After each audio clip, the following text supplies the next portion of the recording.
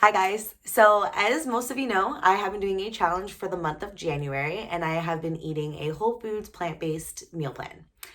So I kind of want to pop on here and just give you a little update from my last check-in video just because I was discussing the fact of going through detox. And I will say the fact that since that video, it got hella worse. And I kind of did a lot of research over the past week and a half, which is why I've been hesitant to making my next check-in video. Just wanted to have my facts straight and make sure that I don't mislead you guys. So I will first of all give you a little check-in on how I've been feeling because it's absolutely mind-blowing. I am down 12 pounds since January 6th, and I am down 13 and a half inches all over my body. A lot of that came off very quickly and must have been a lot of water weight, a lot of water retention, a lot of inflammation.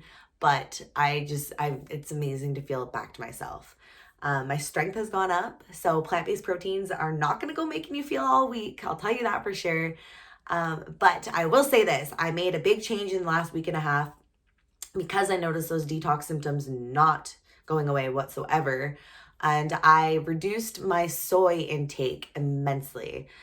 So soy, I'm going to give a lowdown of why there is so much controversy with it, is it contains a plant-based estrogen. So these are known as isoflavones, and these phytoestrogens go into our system and they confuse our hormone receptors. So our hormone receptors think that they look just like an estrogen molecule, so they go in and they actually take the place of the real estrogens. And if we continue to keep doing that to our bodies, that is when shit hits the fan. I was dealing with cystic acne, mood swings.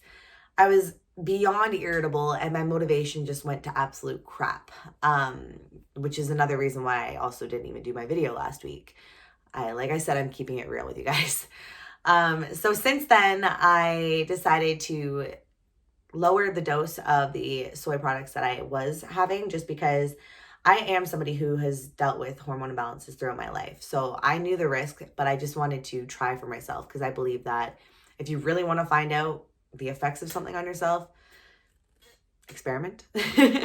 I don't recommend it to everybody because it did have some bad effects, but since cutting it out, I was having 125 grams of tofu a day when before that I wasn't having any soy products. So obviously it's going to have a kind of a negative effect.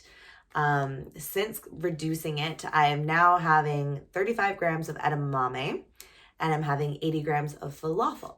So that being said, edamame is the straight up plant source and form of soybean, whereas tofu is very pressed. So tofu actually loses a lot of its vitamins and its fiber, whereas edamame still contains those. So by making that change as well, I think that that's made a lot of difference. But all in all, when it comes to soy, from the research I've read, moderation is key. You can have too much of a good thing. So if soy is good, if soy is bad, whatever, in my opinion, a little bit of soy won't hurt you. When it comes to men, I had a lot of questions on the fact of, do these phytoestrogens cause gynecomastia? Gynecomastia is when soy can cause man boobs. It's a huge concern to men, but I don't think a lot of men realize the fact that they actually have a little bit of estrogen in their bodies. So consuming phytoestrogen isn't going to be like dropping a bomb on you. And the only way that you can really get gynecomastia from the soy consumption is if you're eating tubs of tofu like a day. And that would be really difficult to do. So I also wanted to drop a little bit of a bomb. If you're really that concerned about consuming phytoestrogens, you might want to look into beer. Beer contains a very potent phytoestrogen. So if you consume beer, you shouldn't be that scared about consuming a little bit of soy products. Like I said, moderation is key. So for myself, I think a lot to do with the reason why I had those effects is because I went from 0 to 100 real quick.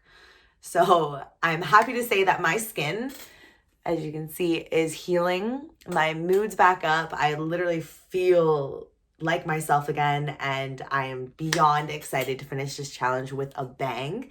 I'm going to do my next update next Monday or Tuesday. And I will tell you guys all the facts. I will show some before and after pictures and tell you a little bit about my next challenge. So until then.